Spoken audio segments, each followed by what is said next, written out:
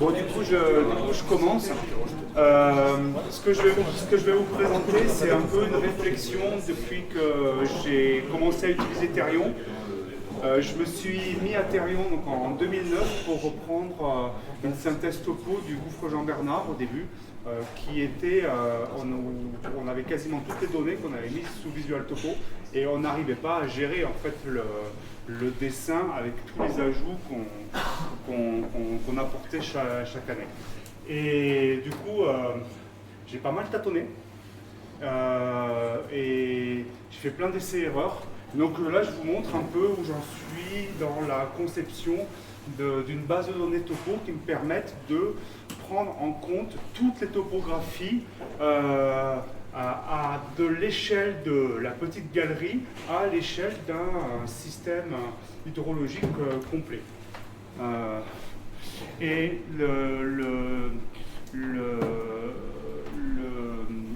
ce côté base de données, c'est vraiment l'accès sur la donnée topographique, non pas sur les dessins comme tout ce qui est publié habituellement, soit sur des petits bouts de réseau, voire sur des grands bouts sur des essais de synthèse qui sont quasiment systématiquement très lacunaires, enfin, où il n'y a pas beaucoup d'informations dessus. Et l'autre message que j'aimerais bien arriver à faire passer, c'est que ces données topographiques, à mon sens, ce sont des données qu'il faudrait publier chaque fois que vous publiez un dessin dans une revue Spéléo ou autre, c'est d'associer ces dessins-là avec la base de données topo qui correspond. Et donc je pense qu'il y a des moyens de le faire. Et donc les questions qui se posent pour moi, c'est comment on peut faire les visualisations à partir de la base de données. Comment est-ce qu'on peut prendre en compte à la fois tout ce qui est topographié sur un bassin hydrologique, comment est-ce qu'on peut prendre en compte aussi toutes les données de prospection qu'on a. Et ça fait beaucoup de données.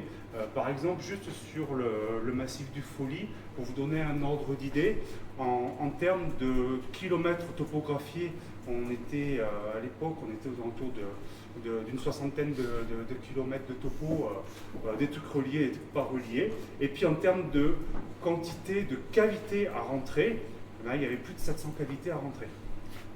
Et tout n'est pas topographié, et certaines sont uniquement des dessins, des schémas qu'on a.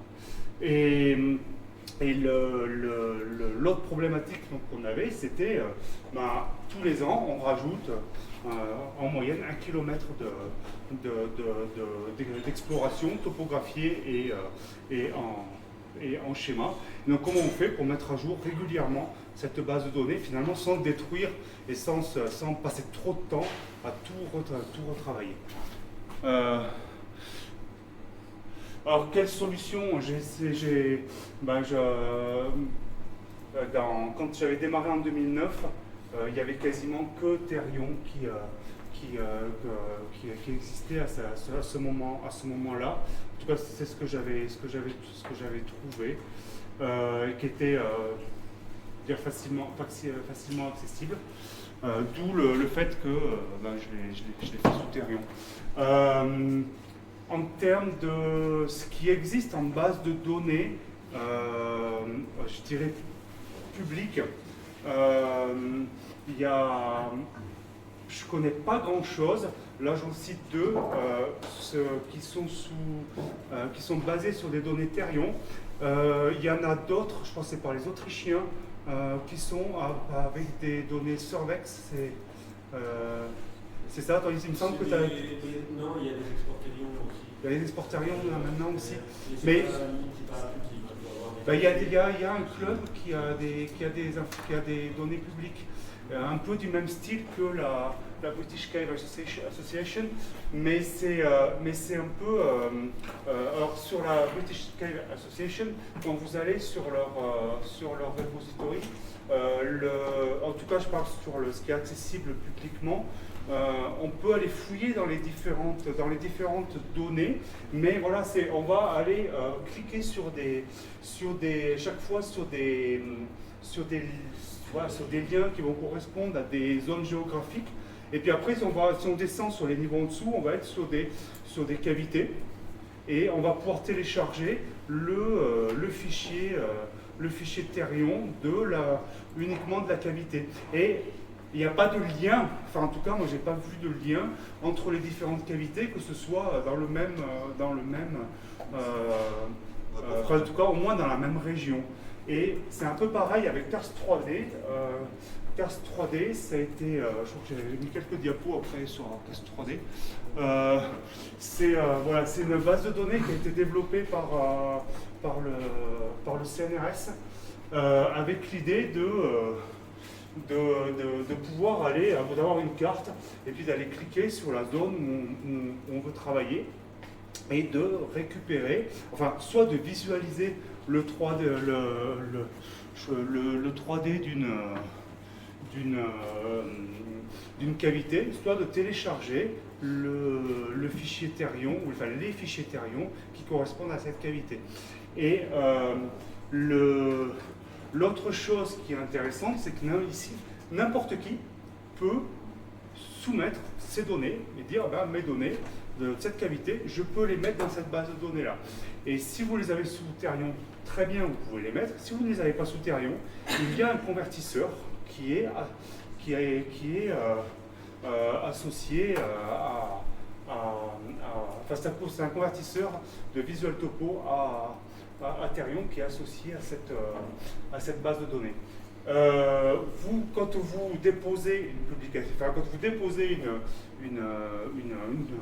un fichier topo sur Cars 3D, vous pouvez y associer un DOI, donc comme ça vous allez pouvoir le citer et les gens vont pouvoir citer votre travail, et aussi vous pouvez mettre un embargo sur la diffusion. Dire voilà, je le mets dans la base de données, mais par contre je veux que ce soit public uniquement dans 3 ans, 5 ans, quelque chose comme ça. Par contre, c'est que pour moi c'est le même, je dirais, problème que sur la base de données anglaise, c'est que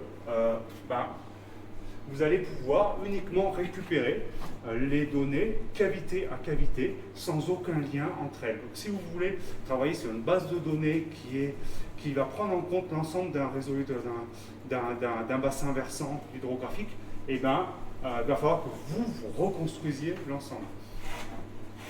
Donc Et c'est la donnée source brute? Oui, c'est la donnée brute. Enfin, c'est la donnée brute là. On a les TH et les TH2. Et je crois même qu'il doit y avoir le TH config associé. C'est l'ensemble de la donnée. De l'ensemble de la donnée. Ouais, donc ce que je disais, c'est que pour l'instant dans Cars 3D, il y a une quarantaine ou une cinquantaine peut-être maintenant de cavités. Il n'y a quand même pas grand-chose. Mais ça, je pense que c'est parce que le milieu spéléo ne connaît pas l'outil. La deuxième chose, c'est que il n'y a pas de hiérarchisation de la donnée. Et puis l'autre truc, c'est que quand vous mettez à jour vos données topographiques en fonction des ajouts que vous faites au fur et à mesure, et là, vous n'avez pas d'incrémentation possible sans écraser finalement ce qui a été fait précédemment. Il n'y a pas de versionning, quoi. Non, à ma connaissance, il n'y a pas de versionning. En tout cas, c'est pas fait ça. Et c'est pas prévu pour ça. Et ensuite, moi, je parle par exemple pour mon cas, où on a, maintenant avec le CRIU, je ne sais plus combien on a de cavités au total, mais je pense qu'on doit être à pas loin de 1000 entrées, quoi, juste sur une petite zone. Là, il faudrait faire les 1000 entrées une à une à la main, quoi. Donc, pour l'instant, c'est pas possible. C'est pas raisonnable. Du coup, le cahier des charges, pour moi, c'est quelque chose qui est un peu qui est ouvert à la réflexion. C'est un peu là où on en est arrivé. Depuis 3 ans, on est 3-4 maintenant à un peu faire évoluer ce concept de base de données, notamment il y a avec David et puis avec Benoît. avec Alex, Benoît et puis David Barrault aussi, qui il y a quelques années s'y est bien mis. Et donc ce qu'on veut, c'est conserver évidemment les données topographiques brutes, ça dans un format ouvert, en se disant, si ça se trouve dans 30 ans, Therion n'existera plus, il faut qu'on puisse récupérer finalement les données, les lire, et idéalement pour les dessins pareil. Comment tout ce qui est gestion de la topographie, comment on peut les faire évoluer, et ce qu'on a mis en place, donc c'est un système de versionning pour garder la mémoire des différentes versions de la base de données en cas où on ait besoin de revenir en arrière, et qu'il n'y ait pas qu'une seule personne qui gère l'ensemble d'une base de données, et que n'importe qui finalement puisse apporter sa pierre à l'édifice. Je ne sais pas si j'ai besoin de présenter là où est-ce qu'on a, je pense que c'est la base de données qui est actuellement la mieux construite dans ce qu'on avait fait, dans ce qu'on a fait. Donc c'est ce qu'on a fait sur la zone de Samoin en Haute-Savoie, au nord du Mont Blanc. Ça nous permet de faire plein de cartes, ce que ça vous a montré un petit peu Alex hier. On a différents systèmes, et en fait ces différents systèmes, on peut en extraire les données, que ce soit au niveau d'une cavité ou d'un système hydrologique, ou finalement aujourd'hui de l'ensemble de la région.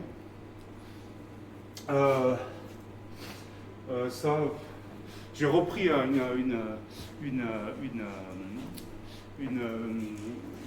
une présentation que j'avais déjà faite auparavant.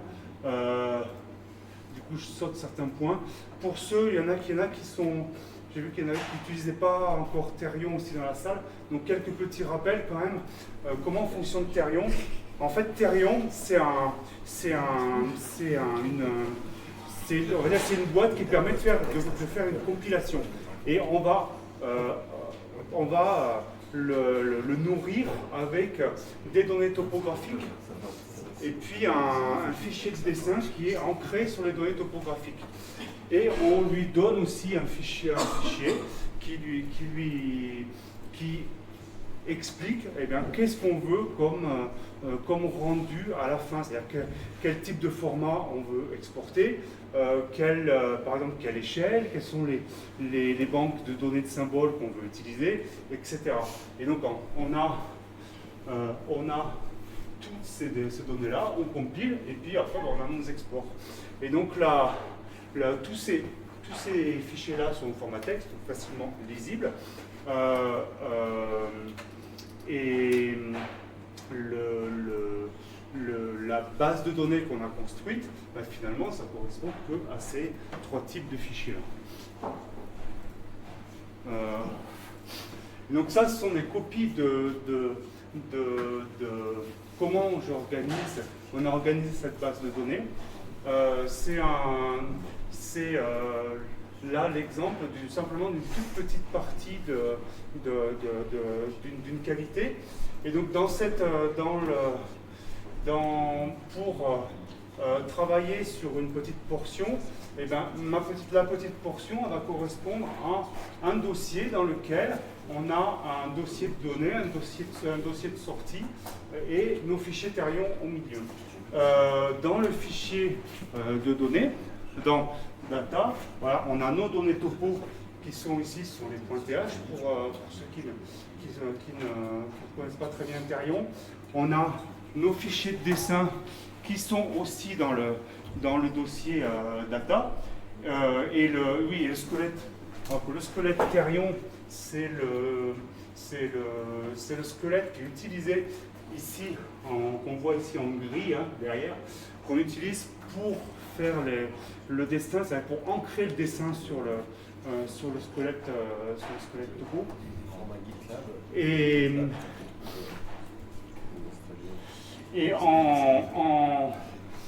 dans le dossier amont, j'ai ajouté 3 fichiers de compilation que je vais décrire un petit peu. Je vais décrire un peu leur relation. Alors pour faire ça, j'ai essayé de me tenir à certaines conventions. Donc pour que ce soit, si je veux travailler sur une cavité ou sur une portion de cavité, en fait je choisis un nom qui puisse me permettre de le retrouver facilement, donc qui permette de décrire l'endroit quand même où on est. Par exemple, si c'est une entrée, ben, je vais donner le nom de l'entrée et je vais mettre pour les données simplement le nom .th. Pour les dessins en plan, je mets le nom .th2, en coupe le nom -coupe.th2. Pour le fichier de compilation, le nom .thconfig. Et après, donc là je vais le décrire un petit peu plus après, j'ai un fichier de gestion de map. Donc là, ça va être le nom -map. Et un fichier qui va me lier tous ces fichiers, qui est ce que j'ai appelé le tot.th. Ensuite, quand on entre nos données, que ce soit les données topo ou qu'on fait nos dessins, nos objets, ils sont nommés. Et ils sont nommés parce qu'on utilise ces noms pour pouvoir les appeler un peu où on veut dans la base de données. Et donc pour le nommer, alors dans le fichier de données, les surveys, j'essaye de mettre un nom qui soit compréhensible pour pouvoir retrouver par la suite, s'il y a besoin, où je vais retrouver mes données. Et ensuite, pour les calques, donc ce qu'on appelle les scraps souterrains, je les nomme systématiquement. S pour scrap, P pour ici plan, c'est-à-dire le dessin en plan, et ensuite mon nom. Et souvent je mets après, voilà, quand c'est complexe, je vais mettre un tiret et un numéro pour que j'incrémente pour chaque scrap que je fais dans le même dessin. Et pour la coupe, eh ben, c'est la même chose, mais au lieu de mettre un P, je mets un C. Et ça veut dire que quand je vais après travailler, essayer d'agencer mes différents scraps dans des maps, eh bien, je vais retrouver facilement, d'une part, le type de projection que j'ai utilisé pour les scraps, et la localisation dans ma base de données où sont ces scraps. Pour les maps, eh ben, c'est un peu la même chose, sauf que je remplace le S par M pour dire que c'est une map.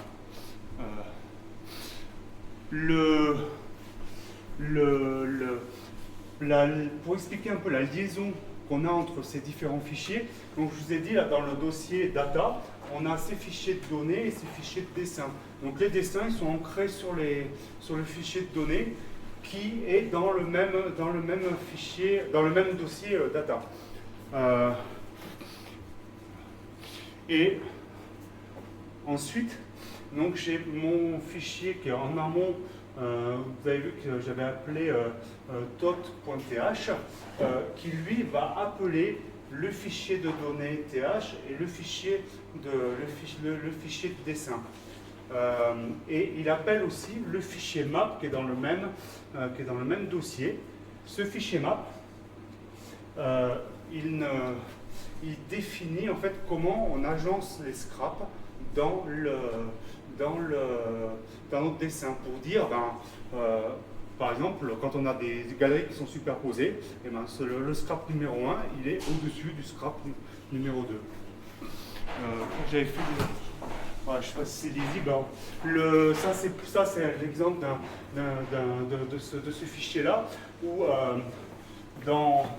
les appels se font dans un bloc survey and survey. Ici CD11, ben, c'est le nom de ma survey. Et donc ça veut dire que tout ce que je vais appeler par la suite, si je remonte d'un cran, eh bien, ça va être associé à ce nom de survey-là. Donc comme ça, on peut travailler avec plein de fichiers différents. Vu qu'ils ont différents noms, eh bien, c'est facile de les appeler. Ce qui était le problème qu'a soulevé hier Alain, en disant bah oui, mais moi, je trouve que c'est compliqué d'avoir plein de fichiers différents pour travailler avec Topo Calcaire qui, lui, entre, si j'ai bien compris, entre toute la topographie dans un même tableur. Et donc là-dedans, on a ici l'appel du fichier de données, et ensuite l'appel du fichier de dessin en plan, l'appel du fichier de dessin en coupe. Et dans le cas de cet exemple, eh bien j'ai deux fichiers de données avec deux topos, enfin deux séances topo qui ont été faites à différents moments. Et donc ça, c'est resté séparé. Et donc j'appelle mon deuxième fichier. Et ensuite, j'ai une ligne ici qui me permet de dire, la station 0 de la survey qui est contenue dans ce fichier-là est égale à la station 46 du fichier de la station topo qui est contenue dans ce fichier-là. Et vous voyez, là, vous avez 0, arrobase et un nom derrière. Donc ça indique que la station 0 appartient à la survey. Ça, c'est le nom de survey qui a été utilisé dans le fichier .th. Et ensuite, on en rajoute les dessins, pareil, qui correspondent à ça. Et quand tu fais de topo global, tu appelles toutes les tops TH et tu refais un tot. Je vais y venir. Oui, et puis à la fin, j'appelle mon fichier map. À la fin, j'appelle mon fichier map qui m'organise les différents calques qui sont inclus dans les différents fichiers de dessin. Par contre, si tu veux faire des dessins partiels de certaines zones, tu définis d'autres maps. Pas forcément. Ça, après, tu le fais dans le fichier map. Non, tu le fais. Non, les maps, tu les définis dans le fichier map. Et après, dans le fichier thconfig, tu vas appeler la map que tu veux. D'accord. Tu vas appeler la map que tu veux. Ça, c'est une copie du fichier map de cet exemple, où on a plus ou moins suivi la convention que je vous ai donnée tout à l'heure. Parce qu'on a travaillé à plusieurs dessus et tout le monde n'a pas suivi la même convention. Et donc le fichier map, c'est pareil, ça fonctionne systématiquement en bloc, quoi. Map, un map, map, un map. Donc là, il y a la map qui correspond au plan, ici la map qui correspond à la coupe. Et donc là, on met le nom des scraps, ici du plan, ordonné. Donc en haut, c'est ce qui va être le plus haut en altitude dans votre cavité. Puis quand vous descendez en altitude dans la cavité. Donc ça vous permet de gérer les transparences et d'éviter d'éviter dans les dessins après, mais surtout ça vous permet de gérer la transparence. Voilà. L'autre chose, par rapport à l'idée que je vous disais que ces bases de données, on veut les mettre on veut les publier avec nos rendus finaux topographiques. Tous les fichiers que je produis, j'y mets un en-tête avec une licence pour un peu protéger la donnée qu'on utilise. Et ça, c'est en fait, pour construire ces fichiers-là, une fois qu'on a fait le travail une fois, il suffit de faire des copier-coller de la structure des fichiers, d'effacer les données et puis de remplir au fur et à mesure en fonction de et donc là, mon thconfig, et finalement, lui, il ne bouge pas beaucoup. Les seules choses que je vais modifier dedans, c'est le nom du fichier tot qui a utilisé, qui va appeler tout le reste. Puis après, on a le fichier, j'ai mis le fichier output où je mets tous les exports. Le pourquoi j'ai fait ça, c'est parce que j'ai horreur d'avoir un dossier avec 150 000 fichiers dedans où j'arrive plus à m'y retrouver. Donc comme ça, j'ai séparé ce qui était donné, ce qui était export. Et ça permet, si vous avez une très grosse base de données, ça vous permet aussi voilà, de l'organiser de façon à ce que vous mettiez que les fichiers sources vous transfériez que les fichiers sources sur les serveurs, donc ça fait quelque chose d'un petit peu moins lourd. Si on remonte d'un cran dans cette base de données, donc là je vous ai montré juste une portion d'une cavité, et bien tous les autres dossiers qu'il y a ici, eh bien, c'est sur les autres portions de cavité. Et donc chaque portion de cavité a la même structure. Du coup, il suffit de faire pour rajouter une séance topo, vous faites un copier-coller par exemple de ce dossier-là, vous changez les noms, vous changez les données, et puis finalement c'est très rapide à incrémenter au fur et à mesure.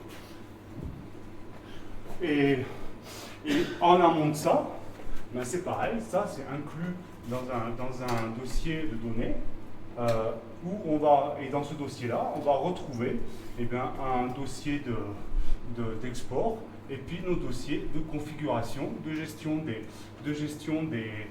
toutes les données et les dessins et de gestion des maps. On va les décrire un petit peu. Donc tout à l'heure, c'est ce que je vous ai montré sur un dossier, comment c'était organisé. Donc si on en rajoute un deuxième, donc voici un deuxième dossier finalement qui a exactement la même structure que le premier que je vous ai montré. Et puis là, c'est pareil, on va avoir un fichier TOT qui lui va appeler les fichiers TOT ici de chaque dossier contenu dans le niveau qui est en dessous, et un fichier map qui lui va utiliser les maps qui sont contenus dans chaque dossier fils. Et le pourquoi on peut faire ça, c'est parce que ces dossiers map sont appelés par les fichiers TOT qu'on a ici à l'intérieur. Et à chaque fois, donc, on va incrémenter de cette manière-là. Et donc ça, c'est un exemple de fichier TOT qui appelle ces dossiers inférieurs. Et donc là, c'est pareil, j'ai une autre survey. Alors ici, elle a le même nom que la survey que je vous ai montré tout à l'heure, mais c'est pas un problème. Parce que dedans, on appelle uniquement les fichiers TOT. Voilà. Donc, dans les fichiers TOT, on a les fichiers de données qui sont appelés et les fichiers de dessin qui sont appelés. Et là, ici, j'en appelle deux. Et je fais pour donner la liaison entre les deux dossiers, je fais comme tout à l'heure. Je fais une ligne equate où je donne le nom de la station qui appartient à la survey, qui est contenue dans la survey, du fichier TOT. Je vous rappelle que là, dans ce fichier TOT, tous les appels sont contenus dans un bloc survey qui a le nom CD11. Les données, elles étaient dans une survey qui a le nom CD11. Donc si vous l'appelez en amont, ça va être CD11.CD11. Et si vous remontez, là, celle-ci, elle s'appelle CD11. Si vous remontez en amont, on va rajouter un point CD11. Et ensuite, dans cet exemple-là aussi, dans la dernière ligne, j'ai ajouté une ligne qui indique que le scrap qu'on a dessiné dans cette survey ici, qui a ce nom-là, il doit être jonctionné visuellement avec le scrap qui s'appelle ici, là, comme ça, qui est dans cette survey-là. Et donc comme ça, là, on gère à la fois les connexions entre les différents fichiers de données et les connexions entre les différents dessins. Alors des fois, il faut un peu jouer pour que ça se passe bien sur la jonction jonction des scraps, mais dans l'ensemble, ça fonctionne plutôt bien et ça donne des résultats qui sont propres. Et puis pour le fichier map donc, qui est en amont, pareil, donc il a un nom, donc là c'est juste le plan que je vous montre, et il va appeler à chaque fois uniquement les maps qui ont été définies au cran en dessous. Et pareil, ces maps-là, si on lui donne juste le nom de la map, il ne va pas les trouver. Donc il faut lui indiquer dans quel survey il a été défini. Donc par exemple, sur ici, j'ai hâte puis belge. Donc ça, c'est dans une survey, il avait été appelé dans un point tot dont le nom de la survey était puis belge. Et l'intérêt de faire ça, c'est que, ici c'est commenté en bas, mais l'intérêt de faire ça, c'est que quand vous faites ça, si vous avez une zone qui est complexe avec plein de scraps qui se superposent et que vous avez divisé en différentes maps, ben vous allez pouvoir dire que, par exemple, cette map-là, eh bien, vous la décalez par rapport au dessin final. C'est-à-dire que là, ici, je l'avais dit, vous la décalez de 0 m en X, par contre de 150 mètres en Y.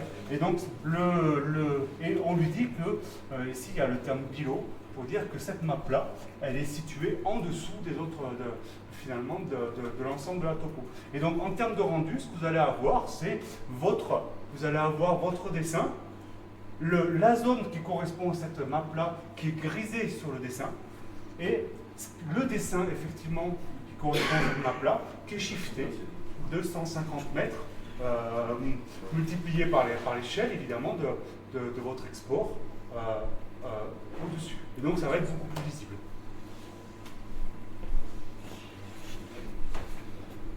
Et vous pouvez, voilà. Et ça, vous pouvez, en fait, il suffit de propager cette structure, à la fois, ici, là, je l'ai propagé sur ici, tout ça, c'est sur la même cavité, sur la même cavité, et à partir de là, ben, on a plusieurs cavités, et donc là, ici, à ce niveau-là, on a la base de données qui correspond à l'ensemble du bassin hydrographique sur lequel on travaille. Et vous pouvez aller un cran au-dessus. Hein, là. En fait, là, je ne l'ai pas montré, mais le cran au-dessus, ben, c'est d'annoncer les différents bassins hydrographiques que vous pouvez avoir sur un même massif, ou on va dire sur une région proche. Et en termes d'export, l'intérêt, et je pense que ça c'est le genre de choses qui intéresse Tanguy, c'est qu'en termes d'export, si vous voulez faire de la quantification sur vos données topographiques, typiquement par exemple, savoir quelles sont les grandes directions de développement de vos galeries sur l'ensemble du bassin hydrographique, ou si vous voulez savoir si sur l'ensemble de votre bassin hydrographique vous avez des niveaux étagés, en fait vous pouvez faire n'importe quoi. Comme analyse statistique derrière, vous n'avez pas besoin de faire l'analyse statistique cavité à cavité, il suffit d'exporter la base de données en SQL de l'ensemble du bassin hydrographique et vous travaillez sur l'ensemble du bassin hydrographique. Donc ça permet quand même un niveau supérieur d'analyse de vos réseaux.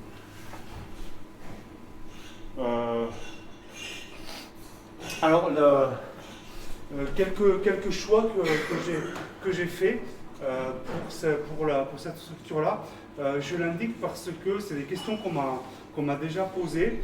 Par exemple, pour ceux qui utilisent TopoDroid et qui font les exports directement de TopoDroid à Therion, quand vous exportez votre fichier de données TopoDroid, dépendamment de votre choix, soit en tête, soit au début du fichier, soit à la fin du fichier, vous avez inclus dans la survey issue de TopoDroid l'appel vers un fichier, vers les fichiers de dessin et les fichiers map. L'intérêt de faire ça, c'est que vous n'avez pas besoin de vous faire chier avec quand vous allez appeler les scraps ou les maps, vous n'avez pas besoin de vous faire chier à chercher quelle est l'extension qu'il va falloir mettre derrière le arrobase. Parce que vous appelez votre fichier simplement de données et automatiquement vous avez les dessins et les maps qui sont inclus. Alors ça marche bien si vous travaillez, si vous construisez votre base de données à partir d'un réseau sur lequel vous commencez à travailler, c'est-à-dire que vous commencez à faire les explorations et vous n'incorporez pas forcément des anciens fichiers, ou comme moi ce que j'ai fait sur Jean Bernard, où j'ai commencé à travailler et je me suis rendu compte qu'il y avait des choses qui n'allaient pas dans la structure, notamment au début j'avais fait un fichier Therion pour l'ensemble du trou et puis j'avais commencé à dessiner mes scraps sur un seul fichier de dessin. Mais au bout d'un moment, je me suis tiré des balles parce que c'était tellement lent que j'arrivais plus à m'en sortir. Et donc c'est pour ça que j'ai divisé en différentes portions. Mais en divisant en différentes portions, je me suis rendu compte au début que mes dessins n'étaient pas ancrés systématiquement sur le même fichier topo que le fichier topo que la séance topo que j'avais identifiée, et qu'il me fallait ajouter différentes séances topo pour le même fichier de dessin. Et donc là, ça marchait plus, je ne pouvais plus appeler mon fichier de dessin dans le fichier de données. Et c'est pour ça que j'ai fait ces appels sur la partie amont. Après, voilà, ça c'est à adapter en fonction de vos besoins et de comment vous l'avez construit dès le départ. L'autre choix que j'ai fait aussi, pareil, là pour le coup c'est purement personnel. Je suis inscrit sur la liste de diffusion de Therion et de temps en temps il y a des messages qui passent il y a eu des messages qui étaient passés sur sur des réflexions sur des gestions de bases de données topographiques. Et j'ai vu notamment les Anglais par exemple qui vont gérer les extensions, les directions d'extension pour les coupes développées dans des fichiers séparés des données. Où quand on a un réseau complexe avec des boucles, Therion forcément il ferme les boucles. Sauf que quand vous voulez faire une coupe développée, il y a un endroit où quand vous avez des boucles, il faut forcément couper ces boucles-là. Donc ça, on le fait avec la commande extend ignore. Mais ce qu'ont fait les Anglais, c'est que ces commandes-là, ils les ont mises dans un fichier TH séparé. Et moi, j'ai préféré les avoir à l'intérieur de mes fichiers, à l'endroit où j'ai mes visées, de mes fichiers de données, donc à l'endroit où j'ai mes visées. Je trouve que c'est plus facile derrière à débugger et à faire évoluer avec le temps. Et ça, c'est mon choix personnel. Sachez qu'il y a d'autres... Si tu l'as prévu au départ voilà. dans ton topodroïde, au moins tu gardes ton squelette tel qu'il est dans ton topodroïde. Ouais. Et topodroïde, il les met au fur et à mesure dans le Oui, exactement. Topodroïde, il les met au fur et à mesure. Alors, moi, après, souvent, ça, c'est le genre de choses que je reprends après sur mon ordinateur. Mais c'est un choix. Comme vous l'avez vu, il y a beaucoup c'est extrêmement souple en utilisation. Vous devez faire des choix, et donc ces choix, il faut s'y tenir. Il faut être carré sur les conventions que vous prenez, et quitte à ce que vous les décriviez dans un en-tête de votre base de données pour dire voilà, les choix que j'ai faits, c'est ça, les dénominations que j'ai données, c'est ça, voilà à quoi ça correspond. Est-ce que tu t'es fait des petits outils sur le côté pour vérifier un peu l'intégrité de la base, qu'il n'y ait pas des fichiers orphelins qui ne soient pas inclus ou qui soient mal nommés? Non. Notamment s'il y a plusieurs personnes qui commencent à éditer ce truc-là, très vite on peut partir un peu loin des conventions et se retrouver avec des choses qui sont un peu plus compliquées à maintenir. Non, j'ai pas fait ça. J'ai pas fait ça. Et effectivement, dans nos bases de données, alors il y en a sur la partie CRIU, l'organisation est bien faite, enfin, elle suit bien sa structure. Les dénominations, c'est pas tout à fait ça. clairement, on n'a pas la même manière d'appeler les scraps. Il y en a certains que j'ai changés justement pour essayer d'harmoniser, mais c'est pas, tout ne suit pas ces conventions-là. Bon, ça fonctionne quand même. Des fois, il faut un peu fouiller, mais ça fonctionne. Et quand on passe, par contre, sur la partie Combeau-Puer ou Jean-Bernard, sur les deux grands réseaux, j'ai commencé à tout découper de cette manière-là, mais c'est pas finalisé. C'est-à-dire qu'il y a encore des, parce que ça me demande un temps, parce que je suis mal parti dès le départ, et le fait d'essayer vraiment de mieux le cadrer, ça me prend énormément de temps pour de le faire, donc je le fais petit à petit. Et là, pour les deux états, c'est un peu un monde de merde en plus. Oui, c'est ça, voilà, exactement. C'est vrai que ça pourrait être intéressant de vérifier dans un outil pour vérifier qu'il n'y ait pas de doublon. Si tu importes deux fois un truc par erreur, et ben, tu l'as deux fois pour le même prix, comme c'est superposé, tu ne vois pas. Et s'il y a des oublis, tu ne les vois pas non plus. Quoi. Et je me suis rendu compte, donc, sur les maps, en fait, les maps, on peut les appeler en double aussi. Et par exemple, tu vois, si ça m'est déjà arrivé, il y a une map que je veux décaler. Et donc, je fais un copier-coller de mon itération, et puis je mets mon décalage, et puis je compile, et puis je me rends compte qu'effectivement c'est décalé, mais que j'ai aussi le dessin à l'endroit où je devrais avoir ma zone grisée ou ma zone blanche, enfin mon contour blanc, quoi. Et en fait, ça c'est parce que j'avais doublé la map, et du coup elle était comptée deux fois. Alors j'ai pas vérifié si c'était compté deux fois dans le calcul dans les calculs de la spéléométrie, mais je pense pas. C'est le TH qui compte. C'est ça, ouais, c'est ça. Mais bon, si tu apportes deux fois un TH, tu gagnes deux fois, quoi. Voilà, et là, mais ça complètement. Complètement. Après, ce que j'ai du mal, à gérer, c'est par exemple là sur le Mirolda, on a commencé à refaire toute la topographie, on a rajouté, je ne sais plus combien de kilomètres on a refait là, en quelques années, et sauf que on nous a donné les fichiers de données anciens.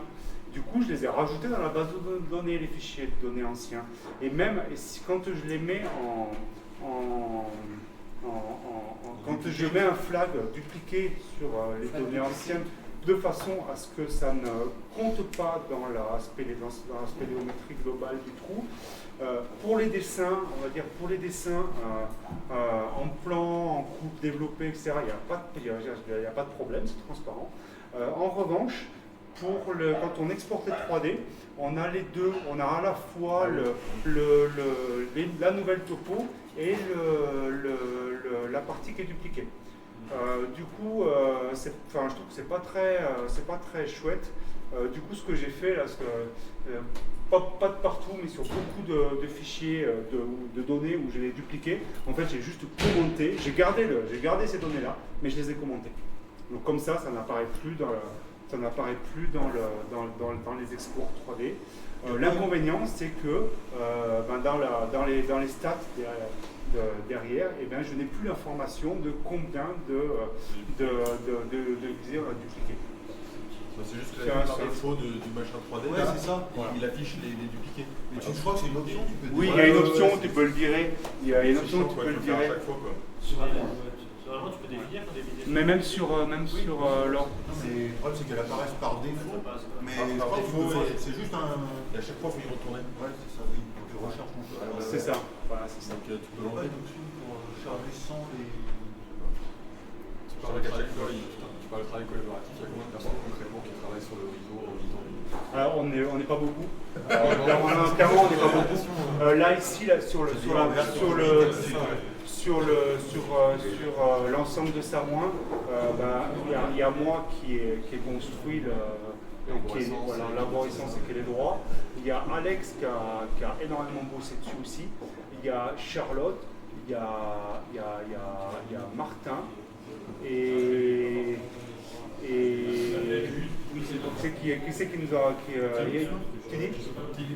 Non, il n'y est pas passé. Alors clairement. On peut le savoir sur voilà.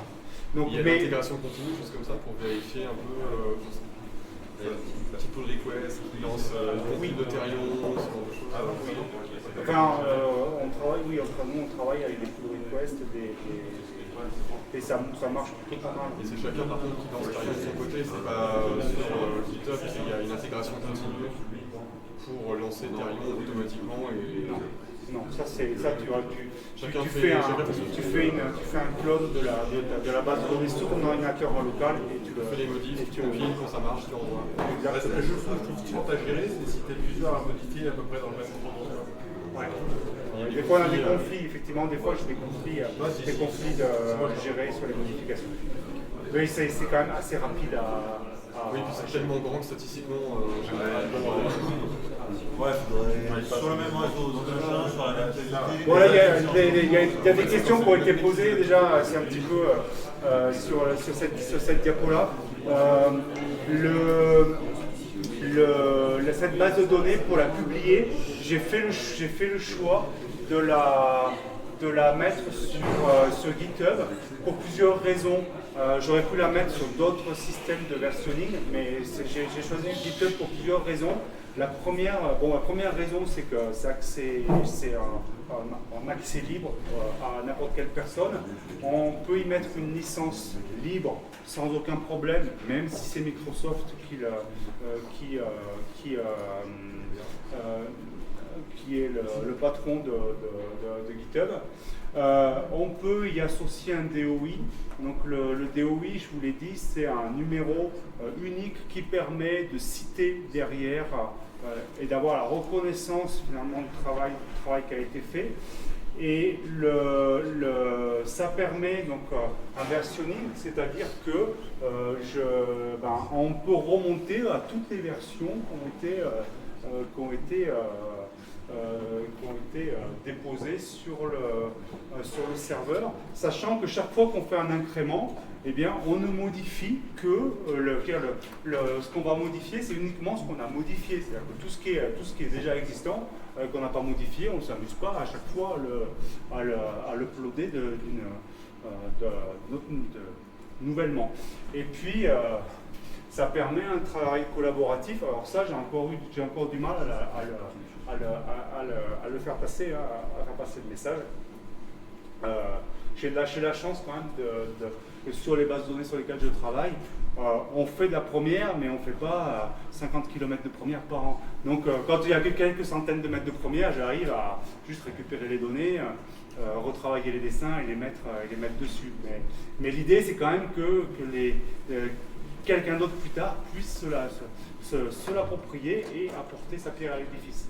Alors pourquoi GitHub? Parce que on aurait pu le faire sur GitLab ou un truc type Mercurial, quelque chose comme ça.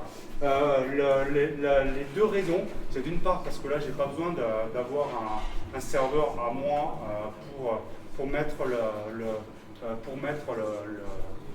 toutes les données et gérer le versionning. Et la deuxième raison, j'ai pas fait de copie d'écran, mais c'est qu'avec GitHub, il y a un outil qui s'appelle GitHub Desktop, qui est téléchargeable aussi, et qui a une interface graphique qui va permettre aux utilisateurs à la fois de se connecter et de faire les mises à jour sur son ordinateur des différentes versions, des updates des versions qu'il y a sur le repository, et qui va permettre de proposer en fait des updates de la base de données. Parce que normalement, c'est basé sur l'outil Git qui permet de faire justement ce versionning, mais cet outil, il est en commande en ligne, et la plupart des gens, les commandes en ligne, ça pose problème pour l'utiliser. Donc c'est pour ça que je l'avais fait sur GitHub.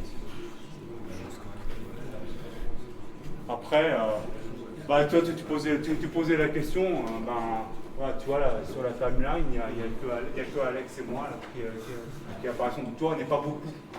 pas beaucoup. Après, on n'est quand même pas non plus beaucoup de spéléos qui ont... Le collaboratif, c'est une chose, c'est qu'il y a du boulot, mais c'est surtout un outil d'archivage et de versionning. Qu'est-ce que j'avais mis? Après, j'avais mis quelques exemples. Hier, Alex vous en a parlé. Hein.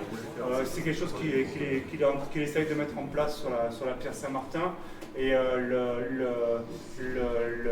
les deux choses qui sont difficiles, c'est d'une part, là c'est surtout long, c'est de convertir tout ce qui existait auparavant dans des formats pas forcément ouverts dans les nouveaux formats. Et puis c'est surtout arriver à ce que l'ensemble des acteurs sur la zone de travail travaillent avec des outils, avec les mêmes outils, quoi, et qui acceptent que leurs données soient mises sous licence libre et publiées. Il y a eu des cas où on m'a fait remonter que même si je mettais les routeurs des données topographiques, il ne fallait pas qu'elles soient publiées. Donc il y a encore des gens qui... Le topo n'existe pas, elle n'est pas publiée, elle n'existe pas, si quelqu'un l'a refait, voilà. Mais... Et oui, et puis moi, chaque fois que je publie un bout de topo dans une revue, associé à ce bout de topo, je mets le lien à la base de données pour dire les données sont disponibles. Et puis après, d'autres exemples, c'est la fin, hein, voilà, si on s'arrête là. Hein. D'autres exemples, il y a Benoît qui a fait du gros travail, vous l'avez vu, sur le Clos d'Aspre. Il a fait du joli travail aussi sur pas mal en Chartreuse. Moi j'avais rentré toutes les données du système du berger, fromagère, Sassenage, à partir du travail de DFJS qui avait déjà bien débroussaillé le terrain. Avec Alex, on a fait la même chose sur l'ensemble des cavités qu'on a explorées lors de notre dernière expé au Turkménistan. Moi j'avais rentré, quand j'étais en expat au Pérou, toutes les données topo qui existaient, en tout cas qu'on m'a donné sur tous les karstes du Pérou. Donc c'est vraiment à différentes échelles que vous pouvez travailler. Voilà.